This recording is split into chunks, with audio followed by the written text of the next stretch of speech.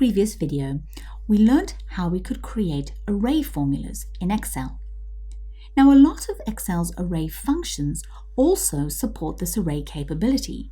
For example, the mode multi function allows us to report multiple modes from a dataset, or the offset function, which we're going to learn about in week 5. But one of the most useful of Excel's array functions is the transpose function, and that's the one we're going to look at now. Alex has to complete the conversion table that we started earlier this week. What he wants to be able to do is to quickly get a translation from one currency rate to another currency rate without having to first convert to dollars. The first thing he needs to do is take all of these currency rates and put them across the top. If you're familiar with Excel's copy-paste transpose, that is similar to what we want to be doing.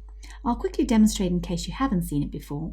So for example, if I wanted these to appear as a row instead of a column, I could copy, and then when I come to paste, right-click and choose the transpose. And you can see basically what it does is swing the data through 90 degrees. So a very useful little copy-paste option, but not what we want here. We actually want to use a formula to pull through exactly the value that is sitting in the corresponding cell. Now, if I was going to do this without arrays, I would have to click on the first one and click enter, and then click on the next one and click enter, etc. Time consuming and not very flexible. So instead, I would like to use a function to perform that process for me. And the function I'm going to need is the transpose function. It works much like the copy-paste transpose, except obviously using a calculation. So we're going to start by selecting all the cells where we want the values to go. And we're going to type equals and TR and tab to select transpose.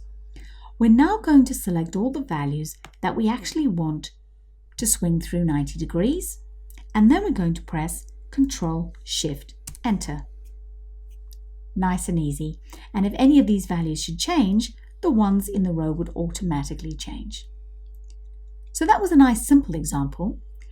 We now want to do something a tiny bit more interesting. We actually need to get the inverse of each of these rates. So what we've got at the moment is how many dollars each of these currencies would buy. Across the top, we would now like to put how much of each of those currencies $1 would buy, and this is called the inverse. The calculation works by taking the number 1 and dividing it by the value. But instead of doing them one at a time, we're going to use a single calculation to do them all at once. We're going to select all the cells where we want our inverse values to go. And we're going to type equals, TR, and tab. We're now going to type in 1 divided by and select our array. And when we press Ctrl Shift Enter, there are all our inverse values.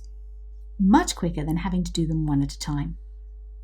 And now, just to put a little cherry on the top, to complete the table, what we really want to do is multiply each of those values by each of these values.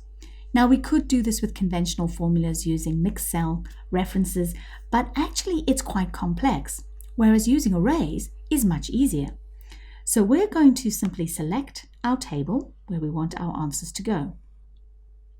We're then going to type equals, select our first array, type our times, and select our second array. And when we press Ctrl Shift Enter, conversion table complete. So we've now seen a couple of situations where array functions actually make our lives much easier. In the next video, we'll look at some slightly more tricky problems that we can use array formulas to solve.